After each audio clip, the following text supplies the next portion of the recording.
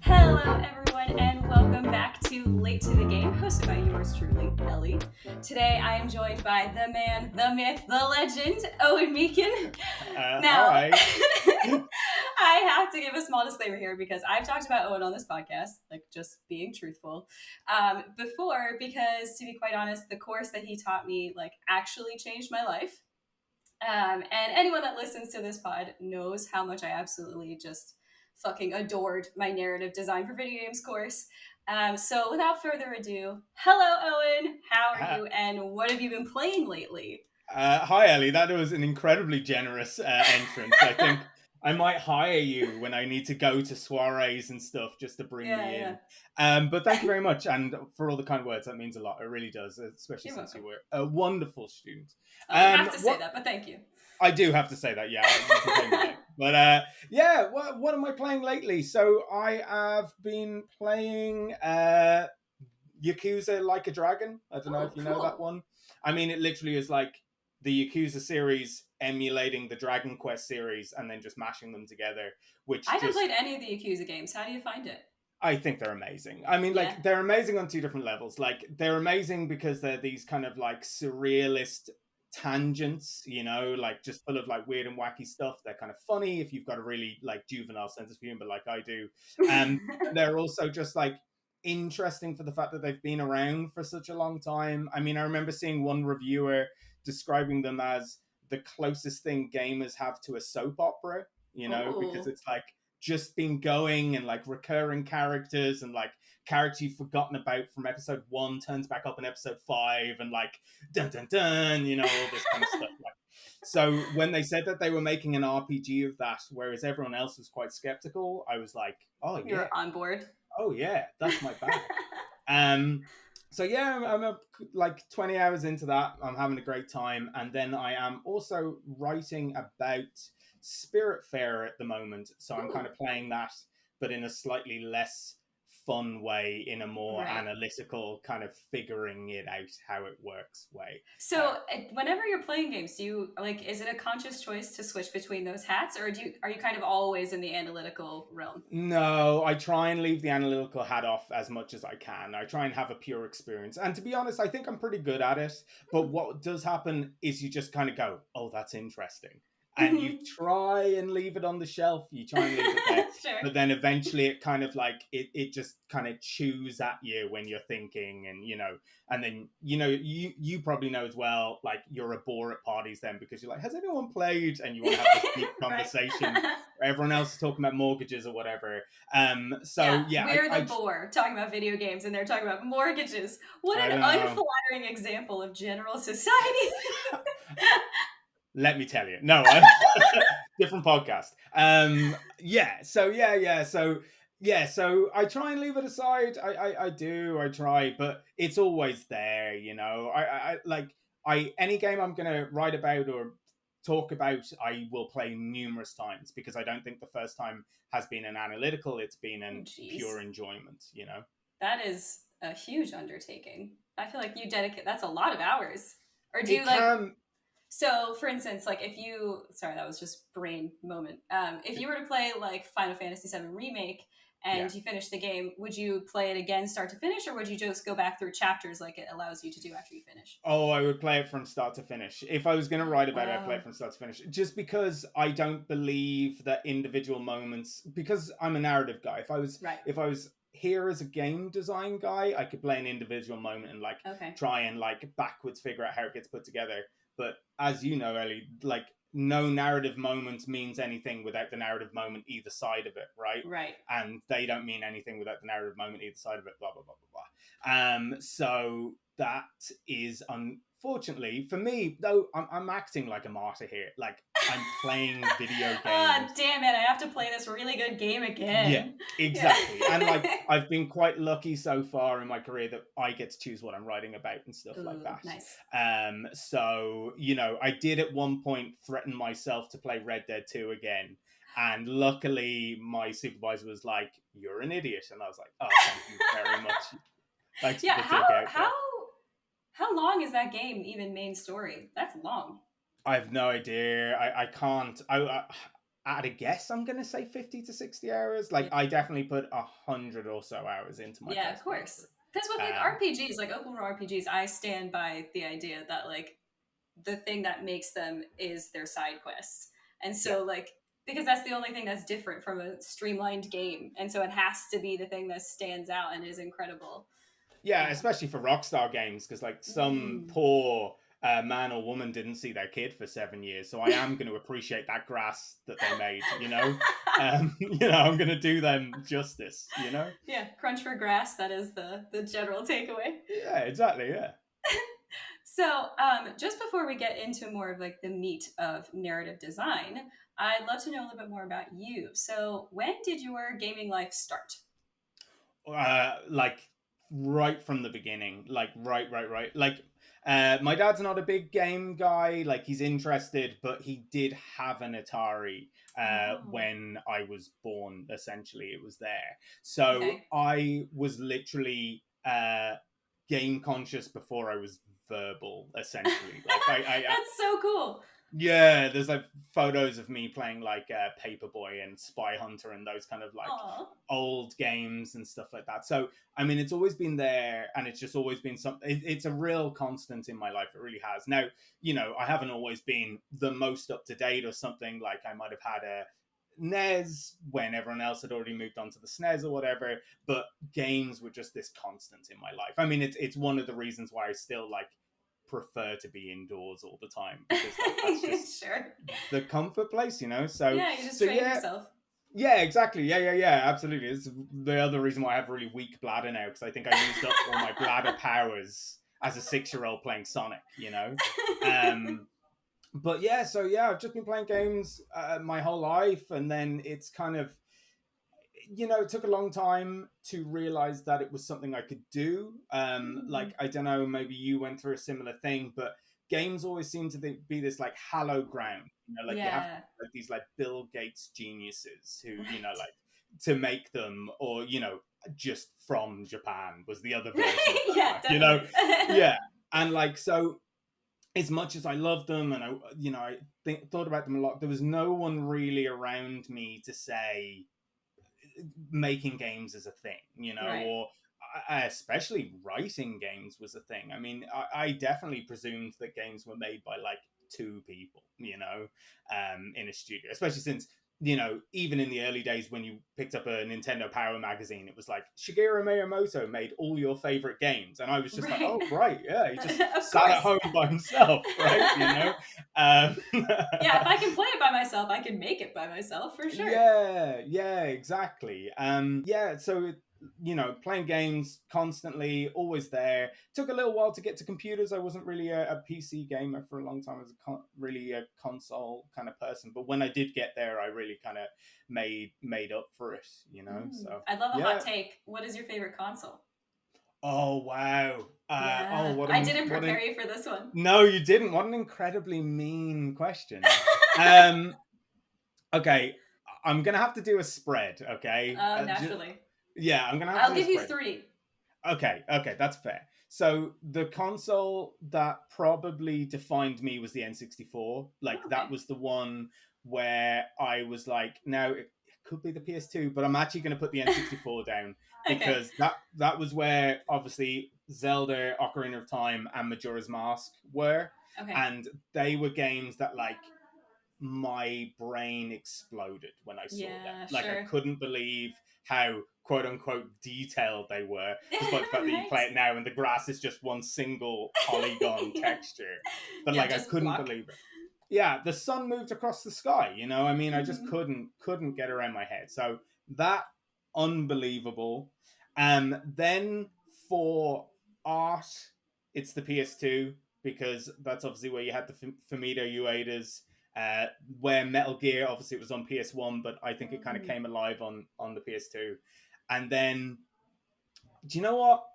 For library, and obviously the Xbox Game Pass is ruining it now, but right. I think the PS4 did really well on its PS4 did library. exceptionally well. It did really well in its library. I think that's gonna age the worst. The last thing I just said, but considering that I'm not upset that I don't have a PS5 because my Right. PS4 is still in commission. Right. I think that says a lot, you know, because I remember the end of eras of other consoles, and you'd literally just be like, I can't wait. It's not even when a console came out because you couldn't afford them when they first came out, but you're Right. like, I can't wait until 2 birthdays later where I've Right. saved up enough credits with my parents to get one, you Right. know? Yeah. Yeah. Cool. So, with all that gaming love just sitting in your heart, how did you eventually turn it into a career? And what Um, actually defines your career? Because I feel like you're patchwork as well. Well, yeah, I mean, like, I suppose basically, mainly I'm a games lecturer. I'm a Yes. game Okay. design lecturer. Sweet, sweet. I have, I've made little bits and pieces in the past, mainly terrible. Ah, I stop. have, worked freelance and done bits and pieces like that. But no, my career is, I'm a game lecturer. So that was a weird one actually, because so I've been talking about how games were a constant in my life, but the other thing that has always been there is writing and Yeah. narrative. Like just always, always, always. Like I've always been reading a book or playing a video game. That's just like the only two actions I Sure. have. And so it took a while for the two to fuse together, and actually they eventually fused together in a really weird way. Okay. Um, I was really interested in literature when I was a kid. That's where I thought my writing was going to go. Like I was pretty certain reading like people like Terry Pratchett and Douglas Adams and stuff like that. I was That really makes certain so that, much sense. I feel like those yeah, defined your humor from what I know of yeah, you. yeah, I suppose they did, right? You know, like cynical and colorful at the same time, I suppose. Like, like Mickey Mouse punching you in the face or something. But yeah, and then, Ian M. Banks and big sci-fi, Isaac Asimov, Philip K. Dick, all that kind of stuff. Then, as I got a bit older, and I think loads of people go through this, you go through your edgy film phase, where you're Mm, kind of like judging people for not knowing who Akira Kurosawa is and stuff like that. So then I was like super interested in film, and that was like a big, big, big passion of mine for a long time. Games is still there, but the writing kind of shifted over. So I did my right. BA in English literature, but then I did Mm. my MA in film, Oh, screenwriting. cool. And what happened there is I was there to learn how to be a screenwriter, something that I did for a little while, a year or two afterwards. But what I bumped into in my MA was theory and like Right. the behind. It was literally like waking up in the Matrix or waking up from the Matrix. That's probably the phrase. And like seeing the world for what it really is and seeing the kind of like machines in the background. That's the Yeah. only way I can display it. And that sounds like so over dramatic and dated at the same time. I But don't think so. yeah, okay. And that's what it was like. I mean, like I just started, I had a really good lecturer who did my film theory stuff. But of course, it's not just film theory, is it? Like it's cultural theory and it's like art theory and stuff like that. And Yeah. so even though I came out of the MA still a bit dazed and like, no, screenwriting's what I wanted to do, I was just like, oh my God, I love reading about this theory stuff. I love understanding how it's all happening. Because it's like a good hard mix between learning loads of craft details, like Mm. actual carpentry kind of the craft, and then also learning like the wild philosophy, like the stuff that barely makes sense as you're saying it, kind of thing. Cool. And so then I was certain I had to do a PhD. And when I started taking that idea seriously, I realized that it had to be video games. It just had Yeah. to be. As much as it was films that gave me the awakening, it wasn't films that I cared about to talk about in that way. Sure. So I was just like, this kind of has to be it. And I was very lucky. I got into a PhD program pretty quickly after I'd made the decision. And from there, it's kind of normal that you do a little bit of lecturing here and Sure. there. I did it. Turns out I was pretty good at it. I did a little bit of conference talk. Turned out I was okay at that as well. And so, really, my career kind of snowballed quite quickly. So, I had been kind of making little games in the background and stuff. So I had that knowledge. I had that. I'm not good, but I had that kind of like how to work in game engines, how to do that. So I already had that knowledge. But I think the theory is something that Ireland is missing. Mm. At the moment, we don't have a lot of that stuff. It's building up quickly, which is great. Like Trinity's opening a new program, and things like that. Um, uh, you know, uh, the university in Cork has a digital humanities program and stuff like that. So it is Cool. happening now, but I think I just hit the ground at the right moment and had the right Sure. knowledge at the right moment as well. You know, like it takes a very particular personality to sit down and just like take video games as seriously as I do, you know? Right, right. And like, you know, we're a weird bunch, like, you know, so yeah, so that's it. Yeah, that's it. I don't know if that was that interesting, but you know, No, it built that's up very quickly. interesting. And so have you finished your PhD then? Are you No, I'm okay? kind of in the last year now. Oh my God! So Wow! yeah. Congratulations. Yeah. That's So huge. yeah. I mean, it's been in some ways it's flown in, you know. But I mean, for me, it's been a little bit slower because the lecturing took off so quickly. And so obviously I had to kind of take that very, very seriously. Yeah. Um, and but I think I've found my feet now. I think I'm, you know, kind of working away, and I've got the rhythm and stuff like that, you know. That's so So cool. What is your like? What's your thesis? so it is narrative design. But is it It's like honed in on something, or is it the general yeah. So idea? it's the way that we learn, or the way we accumulate knowledge as a narrative arc. So, you know, I kind of refer to narrative as an epistemic journey. So you're Okay. learning over time. And so a lot of people have struggled to kind of really articulate like what is narrative in a video game, Mm. because let's say you're playing something like The Witcher 3 and you go off and do side quests and then you do a little bit of the main quest, but nothing really happens, blah, blah, blah. So what's actually happening? Is it a narrative arc? Maybe, maybe not. But what is certainly happening is that you are learning more about the world, and that's Yeah. the one thing that makes you and the player character the same. At the same time that Geralt is learning something, or Aloy in Horizon Zero Dawn, I know you're a fan. At the same time that they're learning something, you're learning something as well. It might Right. not always be the same thing, because, for example, you might be learning, oh, wow, Aloy's really good at this. She already knew that, but Mm. she's learning something else, and you're learning, you know, so it's cool. That It's an is really cool. paradigm, I would say. I feel like it would be so easy to get like wrapped up in the meta of that concept. Yeah. Like I feel like it'd be so easy to get lost in the large concept and the nitty gritty. I don't. Yeah. Well, Wow. that's the problem with academics, because like Yes. you present that work to people and they go, their first questions are, "What is a game?" And you go, "Oh no!" And then they go, "And what is knowledge?" And you go, "Ah," you know.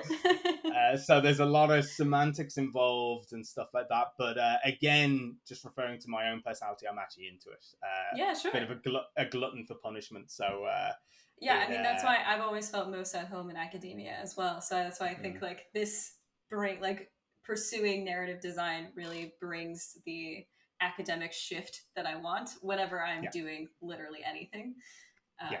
No, so that totally makes sense. But I do wonder, since because I didn't realize that you were a PhD candidate, like I didn't know that that's Mm. what you were doing, which is so cool. But I want to know if you'll stay in the realm of academia for the foreseeable future, or do you think you'd ever like work at a studio to create narrative design?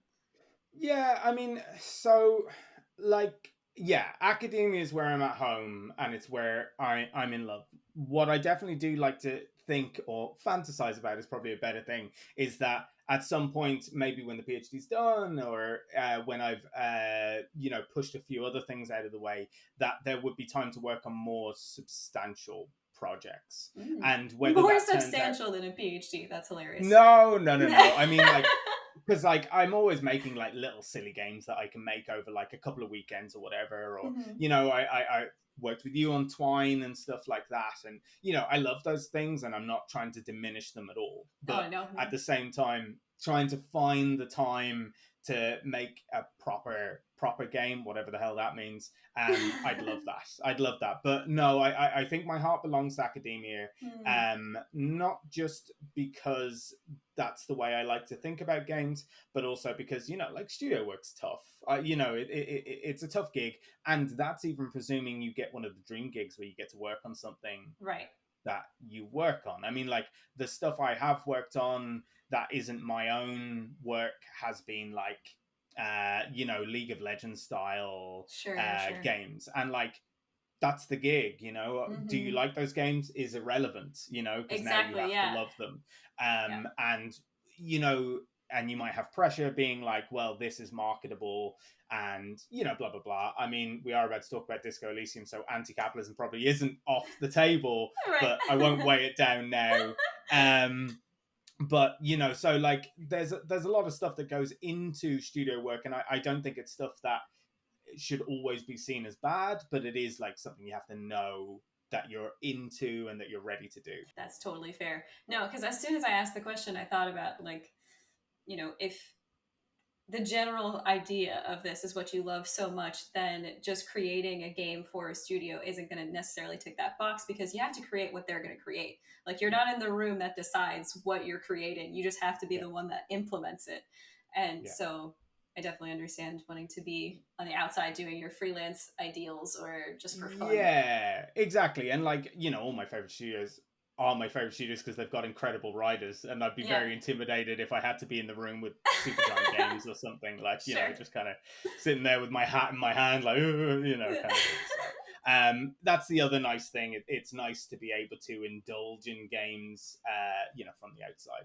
I'm kind of like, I'm a vagrant. I'm kind of half in, half out, and that's nice as Right, well, right. you know. Fair enough. So, okay, taking all of that and just maybe partially dialing it back for a second, or watering it Mm. down, maybe. What is the simplest way that you would define narrative design for someone that is still listening to this and is just like, what the hell does that mean?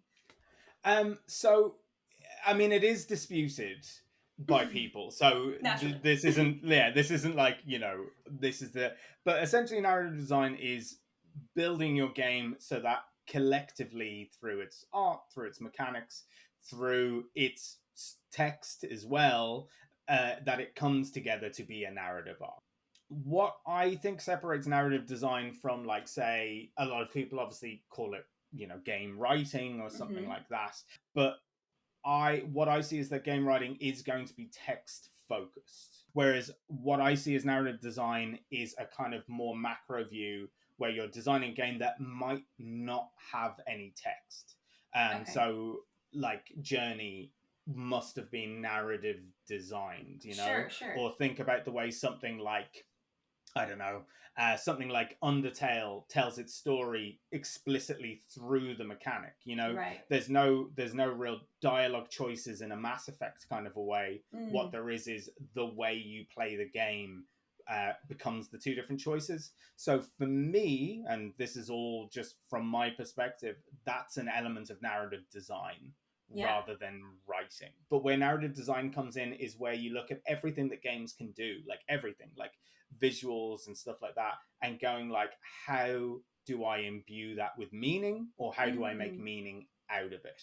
yeah. And you know, from being in the classes, I'm much more theme and meaning focused than Mm-hmm. I am like clever kind of pithy statements or whatever. Yeah, sure. Because those are a skill as well, but they are also like isolated things that don't Right. come together to mean something a bit bigger. So Yeah. yeah, that would be my general definition. Yeah. A much more holistic view of the journey. Yeah, yeah, exactly. I would say that. Yeah. Cool. So let's talk about Disco Elysium. Yeah, let's talk about it. Okay, so just fair warning to anyone that has or hasn't played it. I made a mistake in looking at how long to beat, and it said 20 hours on there, which is absolute madness. I'm at like 26, and I think I'm probably about halfway through. Like, and Wow. it's because I just, and this is the thing that I got so excited about with narrative design, is Mm, that like there are so many choices and you can yeah, experience them all. And so yeah, like I can't not listen to a cryptozoologist tell me everything they know about phasmids. Like, I yeah, can't not find out what a person had to write, yeah. And so I found like I'm very deeply in love with this game, but the issue I'm having at the moment is probably the pacing, how certain objectives are specific to certain days. I think Mm, that's really limiting, because sometimes, like, if you fail a check, it's just like, well, good fucking luck. Like, go sit on a bench for 6 hours. Like, yeah, I don't like how the objectives are tied to certain days, but at the same time, over an investigation, it makes sense. Yeah. So I can see both sides. But what was your experience with it? Because you've played it to completion already, but I know it's Yeah, been I've some played. time. Yeah, it's been a little bit of time, but I mean, like, definitely the vibe has stuck with me a lot. I mean, look, let's go in with 2 feet. Like, I think it's probably one of the greatest games ever made. You know, Oh, that makes me feel so um, good. Okay, continue. yeah, no, I absolutely do. Yeah, I mean, from the first second you play it, and I'm a big fan of the games that inspired it, like Planescape Torment and games like that. Like kind of old D20 games and stuff. Mm, Um, but the modernizations that they did with it, narratively, how they made dice rolls make sense, yeah, how they reimagined the amnesiac hero, which is like such a trope, such a yeah, lazy trope in some cases, yeah. and yet somehow they just elevated it. It's like someone handing you, like a slice of tomato, and then you eat it, and it's just like the greatest thing you've ever had in your life. Like, Right. how did you do that? Um, and just in terms of an overall package, it is like it's both concise and just like so full of madness at the same time. Yes, absolutely. Um, and I think, like, obviously the writing has just been commended left, right, and center, and So good. absolutely should be. But I mean, just things like the design of the text box, the way it's all on the right, Yeah. and that was inspired by Twitter feeds and the way our eyes scan Twitter and stuff like Really? that. Yeah, and it just like really shows that, like, this isn't just a smart game because someone sat around and like scratched their chin for a while. This is a smart game because someone was interested in every facet of its design. I Mm, mean, I think it's important to say for anyone who hasn't played it, like, it isn't for everyone. And I no. think some people confuse this is amazing with everyone will like it, which is a Right. really, weird thing to conflate, Very but people different. do. Yeah. Yeah.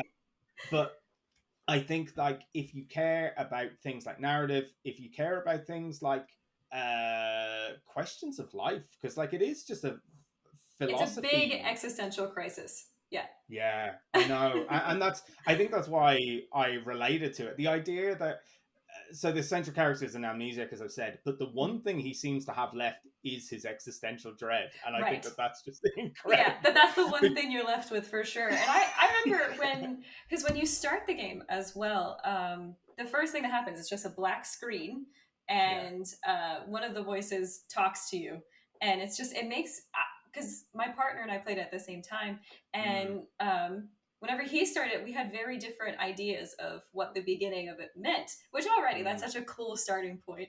But yeah. it felt like it was just this being was now entering the void kind of thing. And I was Yeah. like, so this just like something just needed to latch onto a lifeless body. And that was my impression of it, like at the start. And I'm still kind of holding true to that because it looks like he tried to kill himself, and that's where we're starting.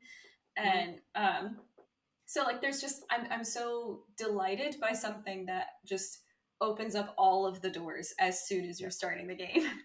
Yeah, but like the force that you're talking about is you, and Right. that's what's genius. Because like obviously the thing that we worry about in games, well, I say like people who like want to push games forward is like games for a long time have been these kind of like entitlement simulators. That's not my Mm, phrase. Like that's a phrase you'll hear bandied around. So it's like you pick up a controller so you can do what you want. I want to do right. this, and like I'm just gonna push people around, and you might be playing like a Bioware game, and it's like these are all my mates, they're going to follow me to the end of the earth, it doesn't matter, kind of thing. But when you play Disco Elysium, it purposely puts you in an entitled position, which is a cop, right? Right. So you're playing a cop, you're entitled, people are going to have to listen to you, you can say mad stuff Yeah. and like get away with it. But Right. at the same time, there's so much inner conflict Mm. that there's so much space to move around, there's so much space to make choices. I mean, there is so much space in the game. Like, I don't want to jump ahead, but like, you know I have politics. I don't know if we'll go into them, but like the game offended me the most by offering me the best centrist that ever was as an Yeah. award, Yeah. because I was trying to please everyone. Right. And the game is able to offer you enough choices to do that, but has enough of a spine to bite back. you Yeah. know? So you can Yes. play that game as a complete fascist, like actual fascist. Like, Yes. you know, a voice will be like, oh, so you're a fascist, and will like ask you the question. Yeah. And you can be like, yeah, I am. Yeah. Cool. Yeah. Love that But for me. the Yeah. yeah, exactly. Yeah, hoopla. But the game does still manage to like express that that's not okay. It still Yeah. manages to express that there's like something like dark and gone off, and like the whole Mhm. world feels like that. The whole world feels like a rotten apple core, right? Yeah, it's so so dark, and I think it's so interesting that you bring that up because one of the things like so I've just come to the realization recently, and I think it was off the back of taking this course where I was like, Mm. someone has to write the bad narrative. Like someone has to be a part of making like what a bad guy's experience would be like going through any given game. And I was like, I never role play. And I was like, you know what, Disco Elysium will be my game to role play. And I couldn't do it. Like I was trying to make him like um and forgive this generalization, but was trying to make him just like the average man that just does not know what to say ever. Yeah, And so like not full-blown fascist, but like the yeah, one step above it where it's just like constantly foot and mouth and not even realizing it yeah, because yeah, the world has been easier to him. yeah, yeah, yeah, And I was trying to do it, and then I got an award for being the goodest cop, and I was like, are you yeah, yeah. fucking kidding me? I was But like, like, I was mad, but it's like, it's because when you get those kind of like, those titles placed yeah, on you yeah, based off of the actions that you've given that haven't been great, yeah, it feels like that's even a larger commentary on, cop culture yeah, and everything. And so it's just, I like that the game is constantly operating. It's like 3D chess. Like it's just yeah, constantly operating on so many different levels yeah, and forcing you to like kind of realign yourself in the way that you think about like society and its like repercussions. It's just yeah. so good. No, you're absolutely right, and like even the game is aware that like a good cop is an oxymoron in most Yeah. cases, you know. So even that's something, and like I Mm-hmm. think like there's so much good stuff, like the way you have to digest ideas if you want to get the points off of Yeah. them, that kind of thing. So in the game, instead of just like you do get XP through like playing through the game and stuff, but instead of like just choosing your skills, you have to invest in a Mm-hmm. thought, and like that thought can range from like nothing matters nihilism, or to like critical race theory It or was anything like that. advanced race theory. That's what they called it because it's the fully racist version of it, and I Yeah. have a Oh yeah, story about it. Um, yeah, so advanced race theory. I swear, we'll circle back to your point, but I just have to yeah, talk about this. So my character, I chose the sensitive build, um, and yeah, so one of the journeys through this game that I think has also been really, really amazing is that yes, you have huge deficiencies in your like skill tree. Um, and your gut inclination in the beginning is to be like, oh, I have to take those ones and twos and threes and make them higher. yeah, yeah, Whereas like now that I'm mostly, well, not mostly, I'm like halfway, 3/4 of the way through the game, it's just like this isn't what being a person is. Like you have to take your skills and you have to highlight them yourself. So like you have to mm, invest in the ones that you're already good at to get the yeah, creative route around things. And there was a white check, which means for anyone that hasn't played it, a check that you can do again and again, depending on whenever you get like skill points. Um, yeah, and I needed to pass this white check to progress the story. Like it was, I had done everything else I could before it, and my character just could not pass this check. I yeah, couldn't do anything to pass it. And so one of the options was to wait until like super, super late in the evening, and time is very difficult to pass in this game. So that didn't seem like a viable option. Or go to the advanced race theory man, learn his ideology, let that simmer in my brain, and then convince him to let me pass. And I hated and loved that I had to be like that, like quote unquote resourceful. Like I hated that I had to do the ugly thing to mm, progress. And I just at the same time when that happened, I was like, that was fucking brilliant. That they made yeah. me do the thing that I did not want to do, because like Kim is with me and Kim is my Asian lieutenant, and I didn't want to be like, hey, here's this race theory I'm subscribing to, you Yeah. know? Yeah. Oh, Yeah. And that's the thing, because like they also are saying something about like knowledge and thought, which is it's just a stack of concepts, you mm, know?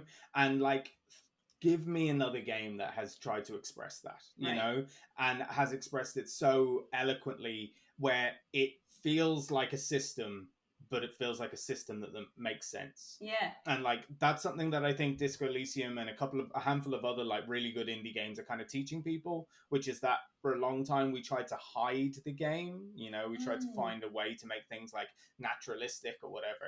And it's just like, well, look, how about games find ways to represent real things but in a game like way? And I yeah. think Disco Elysium, like, again, the you know, you talk about how frustrating it was failing that white check, but what is great about that game is how many failures lead to progression as Right. well, you know, like you can Yes. fail something and the world keeps turning, or you can fail something and the failure is actually more like has a better commentary on the world than anything. I mean, one of my favorite moments in the entire game was just hugging that woman outside the bookshop. Do you remember? Have you tried that, or Oh do you no, I remember it? haven't gotten to do that. Or I Okay, haven't. I so didn't this talk to her for long enough because Kim was like, "We have something important to be doing," and I was like, "Okay, bye." that is what Kim does a lot. Yeah. Yeah, I was there talking to her, and like I was trying to play a good guy, and I now know, thank you, Disco Elysium, that my good guy is just a centrist, kind of like trying to please everyone, Yeah. therefore not really doing any good in the world. Yeah. So I appreciate that. But I was playing it, and this thought comes in Harry's head. Harry being the character that you're playing, Right. um, that this woman looks like she needs a hug, and like he gets, that's the other great thing. He's an unreliable character. He gets Yes. loads of bad ideas in his He head, but does. just because he thought that doesn't mean that you should do it. Yeah. Right. So he hugs her. She kind of awkwardly just lets it happen, but it's clear she's uncomfortable. Mm. And Harry's like, "No, I need to keep hugging her." And I was like, "Okay, I am gonna go. I am gonna go with this." And I was like, totally ready for him to get done for like assault or something, Yeah. because he's that kind of guy. Like, Yeah. so I'm like, I'm gonna see this one through. And eventually, the background fades to black, and it's just you and this woman just in the void, That's and so then the scene beautiful. fades back in and she goes, "Thank you so much," and that's it. That's the end Oh, of the scene, that you made know. me emotional. That's Yeah, beautiful. and that's it. That's exactly it. And I was just like, that's all through dice rolls in this Mm. game. But what dice rolls can be made to represent is our bad ideas, Yeah. our inability to make things. And again, to return to the entitlement simulator thing, it is silly sometimes. Sometimes it works, sometimes it's silly that like I can just walk into a camp and talk to the leader and go, Yes. "Hey, all your ideas are wrong." And he goes, "Actually, fair point. I'll Yes. move on now. See you later." You know, like there are good examples of that, Fallout New Vegas, but there's also really bad ones as well. Right. But I think Disco Elysium always makes them make sense because the dice rolls are the chance of convincing someone Mm. or the chance of not, you know? Yeah. I recently had a really, really beautiful moment as well where I was just like, I didn't expect that to be the outcome, obviously. And I just walked into someone's house. And I was just like, I thought it was like a store or something, I don't know, but I just walked into someone's house and there was a little girl sitting on a bed and she was playing with her stuffed animal, which is called Lammy. Um, and I was just talking to her, but like I talk to her how I talk to children in real life, where you just talk to them Okay. like people, you know, like, Yeah.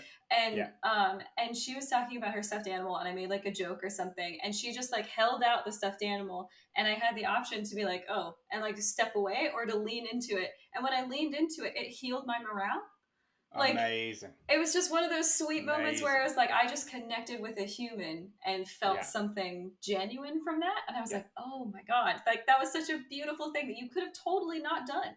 like completely And not to done. think that came from a little UI thing bubbling up saying it healed your morale. Like Yeah, that's the weird, scary alchemy that is video games, you know? totally. A little UI flourish and you're like, I feel like a better human being. Like Yeah. what is with that? It's crazy, isn't it? Oh, it's so Um amazing.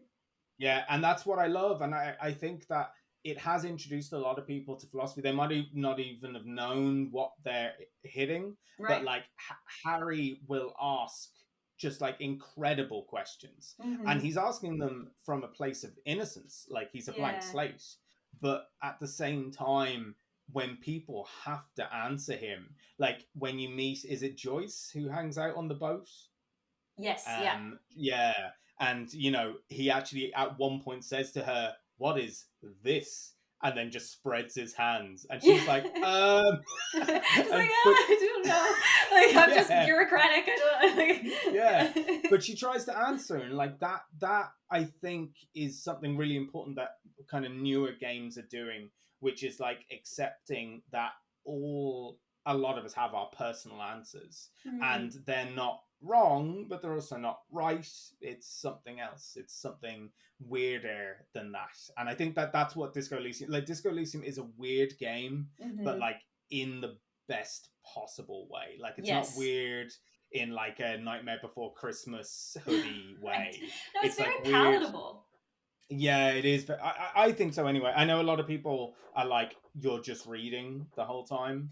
Yes, it is an interactive book, but given our backgrounds, that's obviously something we're going to be into.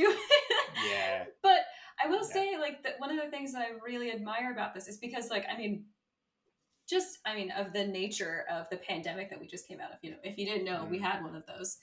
Um, and you know, being locked inside and just forcing yourself to like, there's a tendency towards existential dread, anyways. So the idea of playing a game that's like hitting philosophy and it's like, let's get into the meta of your brain and let's Yeah. find the nitty gritty and the ugly and make you freak out about it. And Mm. but one of the great things that the game does is like the moments of breath that you get, like there is always a juxtaposition, which is what makes that the philosophical moments so powerful. Like Yeah. one of the first things that I did, which because like I just if it's a white check, it doesn't matter how low on the percentage of me succeeding, I will try it the Right. first time. Yeah. And there was in the beginning, I was panicking when talking to the like hostel lobby manager, Gart. Oh yeah. And I had a moment of like fight or flight, legitimately fight or flight, and I panicked, but it didn't tell me what the leave option would look like. And so my character, like Harry, just literally bolted. Like, just it wasn't a calm walk away from the situation. He just took off and he ran into a pinball machine and hit a woman in a wheelchair. But it started this beautiful relationship with me and Lena, who's this woman in the wheelchair, who was like, "Oh, sweetie, are you okay?" And I was just like, "How did this game just blow my mind within like 10 minutes of playing it?" Yeah, I know, and but that's the thing. It's like it's packed full of so many moments, you Mm-hmm. know. And I think that one of the many things that it does well is that you are building your character out of those little stories, and obviously Totally. that's what all stories do. But I think particularly in this case, they feel so personal. I've struggled to Mm. go back to Disco Elysium because my first run through is canon in my Yeah, head. You know, sure. like that's what happened. Like I didn't save scum once for anything. I just kind of like believed that this exactly, and that's the other great thing about Harry because he's such a mess. He's We such a haven't mess. mentioned, but like the reason he's an amnesiac is because he drank his memories away. Like Right, right. he was on like a week long bender and woke up and everything's gone, Yeah, or at lots least of drugs that's too. yeah, lots of drugs as well, which you have to withdraw him from over the Yeah. course of the And you see his dialogue change as well as like the yeah, longer he's away from drugs and alcohol too, which I yeah, think has yeah, been such like a really cool progression because it's so subtle and it's yeah, only like for a person like me who's trying to keep the analytical hat on because I'm so new to it that I'm looking yeah, into all of these text options and I'm like he's changing. Like yeah, he's yeah, yeah. actually learning and taking things in, which is so fucking cool. Yeah, yeah, it's amazing, and helped along by the fact that you have like the upright Kim Kitsurugi, isn't it? Kisaragi. Hmm. Kisuragi, sorry. He's Um, perfection. he is I one of the greatest love men. I him. mean, he's got a couple of cop attitudes, but it's not his fault. He Yeah, believes in the system. That's not his fault. It's yeah. fine. But the bestest person, you know. Yes, I I mean, love like him. literally has a halo in his artwork, Yeah, you know. no, So he's you know, perfect. I do love Kim yeah, so much, and I yeah, also it's the kind of thing like I think having Kim with you the entire time, not only because he is just incredibly useful, but it it changes you from playing a complete fascist or always Mm, choosing the most outlandish option, because mm, without him saying like anything, you still feel like you need to impress him and you want yeah, his approval. Like, yeah. I can't tell you how badly I want Kim's approval. And every time that I do something and it's like Kim's opinion of you has lowered like severely, and I'm like, God Yeah. damn it! Like, should I just do it again? But like, I haven't done any save scrubbing. But no, I think I there's something so clever about his participation in it. Well, he's very decent to you. He kind of Yes, unreasonably like I so. yeah, I said he believes in the system, and I think that actually extends to you being another cop as well. He's like, Mm, okay, this guy's clearly going through some stuff, right. you know. I don't know if you got to the scene where you find the car submerged under the water. I haven't gone back with Kim yet, but I found it myself, and I was like Okay, beside myself. It yeah, was yeah, so yes. beautifully done. I don't know if it will work the same way for you then, but if you have Kim with you, it's quite a moment, you know. Yeah, I bet. He's very kind, you Oh, know, and it kind of reminds you. I don't know. I mean, like, you know, obviously I've never lost my memories, but there's someone who has been so hungover that they have literally felt like glass. You kind of get behind it, you know. It's a really yeah. good device. It's a really good device. No, it's so Um, powerful. yeah, and it kind of covers up the cop thing as well because you know Mm. that is in the modern era, that is a more slightly more troubling position than it would have been like back in the day. I do want to know just even more, like going back a bit more generally. Um, so this game obviously really hit home with you in terms of narrative Hmm. design. Like, it is a masterpiece in that regard. Yeah. What was the first game that made you have an aha moment of like, this is what narrative design is? Oh, it would have to be Shadow of the I knew it. Colossus. I knew it. Okay, explain that Yeah. for actually me again and people. Have you played it? I've watched a lot of it. I just Okay. and I know, like, I know the premise of the game, Yeah, and yeah. because of what it is and how like just how much time you spend in solitude taking down these beasts Mm, that obviously don't deserve it. Like, I can't yeah. make myself play it, but it looks so beautiful, and I'm sure I will play it someday. Yeah.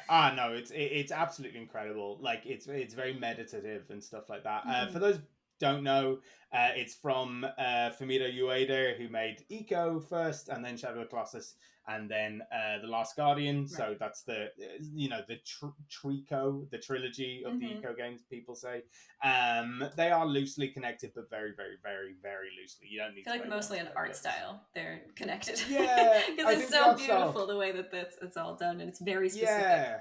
Yeah, it is very specific. And they all also are about things like perseverance and loneliness. Mm. He's also a huge fan of architecture, and that really Oh, shows up that makes in sense. his games. Yeah. But essentially, what he does with his games is he was one of the early, certainly, you've got to remember that this is pre indie. So he was one of the only people making games that you could like buy easily, that wasn't Newgrounds or whatever, that was like making games as art. And Mm. that didn't mean trying to make art like make his game act like art, which a lot of people were trying to do. Obviously, we can talk about that studio who eventually made Heavy Rain and those kind of guys, right? And they were just like, if my game's like a film, then it's good, right? And Right. that's not the answer. But Fumito Ueda was like, I'm going to make a game that is art by being a game, by not compromising its gameness. And that's a thing that he does. So, like, he very often has no dialogue in his games because he just doesn't really think he needs it. Mm. He uses minimalism a lot, and gameplay is the narrative. So the Right. thing that you're doing at any time. So like if that's in Eco, if he wants you to have a bond with another character, then of course you need to hold hands with them So to sweet. yeah Mm-hmm. to proceed through the levels, which was also a very clever way to get around bad AI back in the day as well, if you just have to pull them along. Right.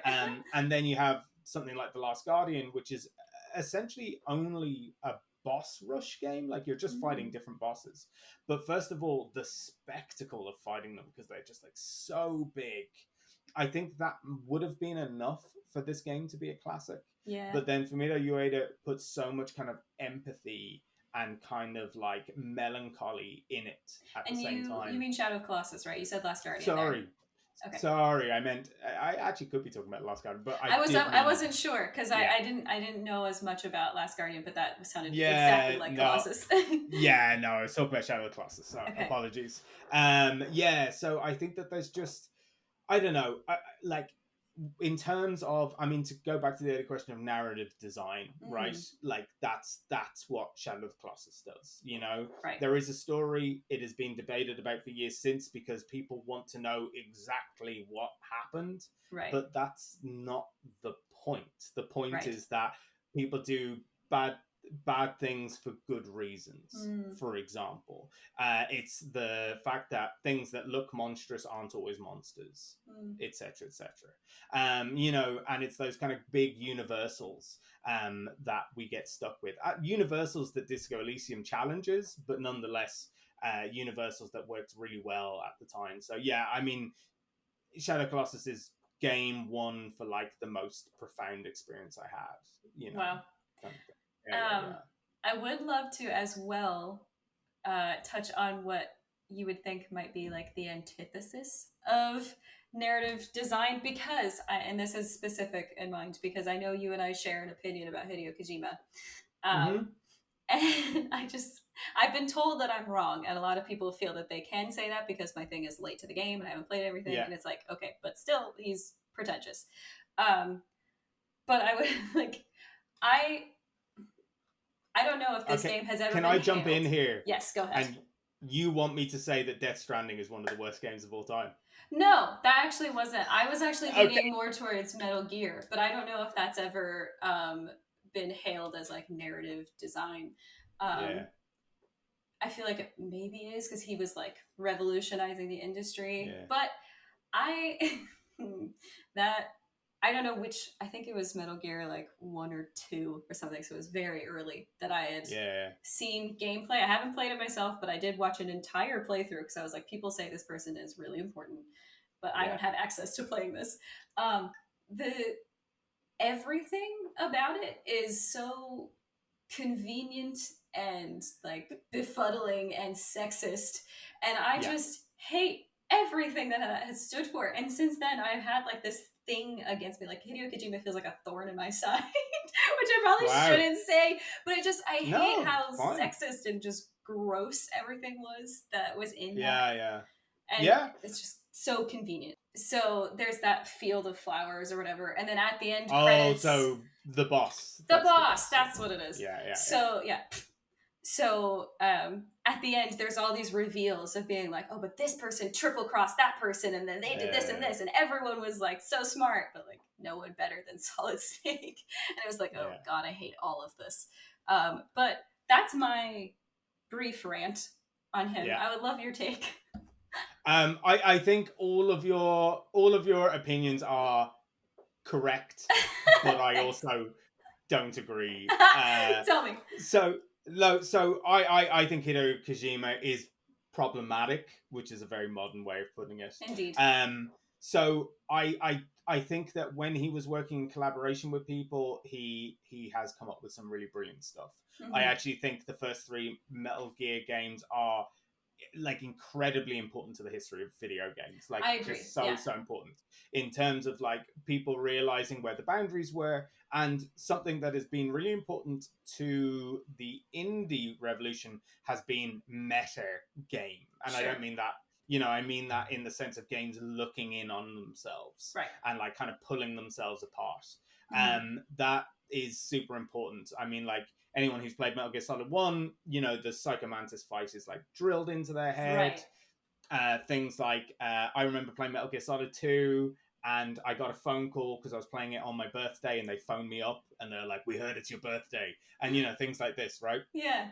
Incredible, just little, I suppose Easter eggs would be a kind of diminutive way to talk about them.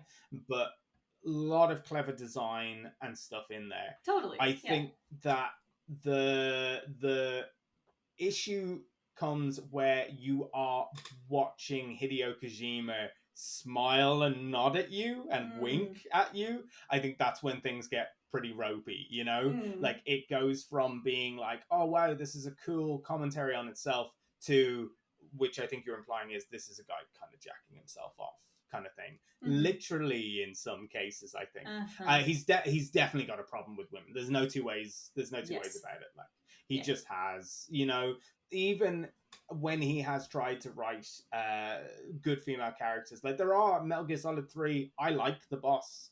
Okay. And I like the other characters that appear in it. No, they to have, be like, fair, she's all right. She's just, like, strong. I feel like she's pretty one note in certain ways. I mean, the reveal of, like, who she is to him and everything is, like, important. But but there's like, so many others that don't make up for it, you know? Like, he's the good moments and everything. Like, I respect what they've done for the industry, but it's the same way that I respect Wagner, despite the fact that he was, you know, like a fascist.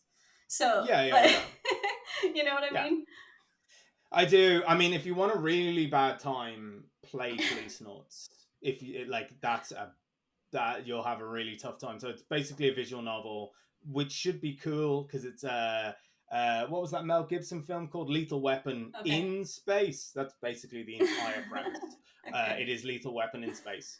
But inexplicably, you can just grope any woman who's on screen. Good lord. Just any of them. Oh yeah, just any woman who's on screen, and that it doesn't affect the story. It doesn't affect the way people treat you. Stop. It's just a feature of the game. That's horrific. Yeah. That is like the pinnacle of the problem. Like, that's... I know. Oh, okay. Yeah, so it definitely got better before it got worse.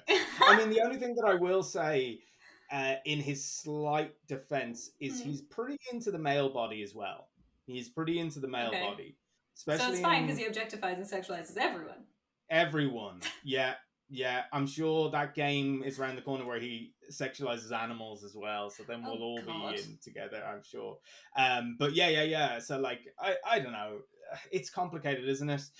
I think the other problem with Kojima is the auteur thing. Like, he's in the public eye as a genius. Yeah. And that's not true. He just gets to run away with anything now. It's gotten out of hand. Yeah. Like, Death Stranding is proof of that. I was about to say, I'm sorry for throwing you under the bus, but it is actually my opinion that... I mean, I second it, don't worry. Yeah, it is. I think it's absolute trash. That's my hot take for the day. I love if people love it. That's cool. I'm happy for you. I am actually genuinely happy for you, because it's a game I bought, and, like, I am jealous that you managed to have a good time. Right. But how much time did you give it? Too much. I'd say 15 to 20 hours. That is a long time. So you're probably in, like, the first 16th of the story? Well, that's the thing. Loads of people said, like, oh, if you just pushed through to the 30th hour, you would have had a great time. And it's just like, no. Like, no. There are indie games that give me an entire emotional experience in 2 hours now. Profound, ideas that I never even thought about. I'm thinking of A Short Hike or Superliminal. I haven't played that, no. It's amazing. If you like Portal and things like that. Okay. Really good game. But, 2 hours in, out, wow, the world looks different. It's like finding a new color or something. And then you play Death Stranding, and it just makes you want to stop playing video games and, like, go work in an office somewhere. I'm sure so many people are going to be, like, up in arms. They're going to be like, what do you mean Death Stranding was amazing? Yeah, and, like, again, if you did, I am jealous. Yeah, I am jealous if you enjoyed it. So this is all just bitterness talking. Please hire me, Hideo Kojima, please. Yeah. Or just hire a proper writer. Right. Maybe don't make your cutscenes 45 minutes long. Perhaps that could be taken down. Yeah. The audacity!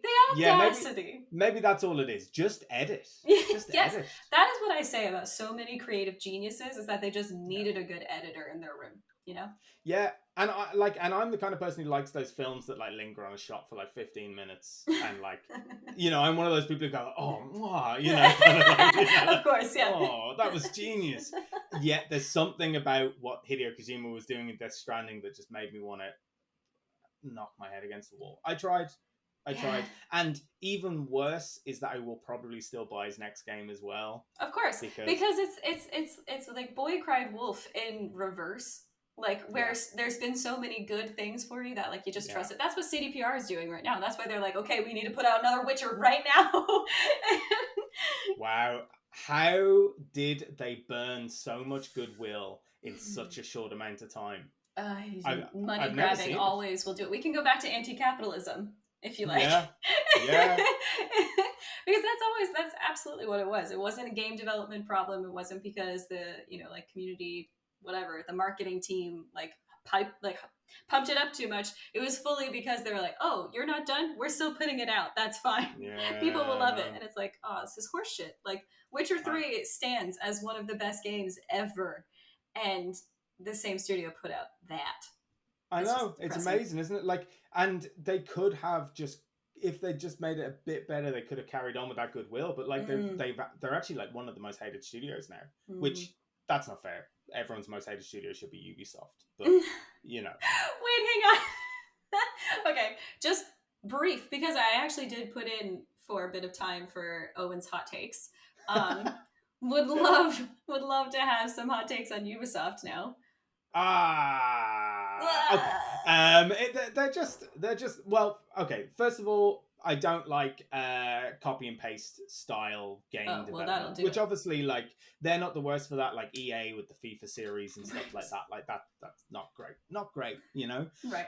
But then my main grievance is that they seem to have a pretty unpleasant working environment. Yeah, like, I heard I'm that sure too. You heard about the a lot of sexual assault cases, and those people just get kind of like quietly put to the side, but they're still making millions off of like Assassin's Creed, whatever is going on next. Right. And I think that I think that Ubisoft has really trained the kind of capital G gamers to just like a particular type of meal, just like over and over and over again. Okay. And I know that they tried to innovate with like Assassin's Creed Origins and Odyssey, and I haven't played the Viking one. Did you give it a go? Okay, yeah. So fun story. Yeah. So my partner will often be on here, and what he was talking about for probably the first like 6 episodes that he was in, he was talking about how much he hated Valhalla. Yeah. And just how like it was just a never ending saga. It was again one of those instances where it's just like, just because we can create open world doesn't necessarily mean that we have to. We really could invest in some editors, or if this is the edited version, my God, what was it before? So have you played any of the AC games? Yeah. I would have been a fan for a while, and then it was just a worse version of the same game for a long time. And then everyone told me like, "Oh no, wow, they really found their footing again with Origins and Odyssey." That's what I've heard both. Too. And nope, they haven't. It's definitely better than it was, you know. But like the RPG elements have just been put in there so they can do like microtransactions and stuff. And also the kind of like dialogue, it's cool that they're trying to give me dialogue choices, but the dialogue is like the most stilted kind of dialogue. It's like the worst moments of Mass Effect 1. Like, if people can remember what that was.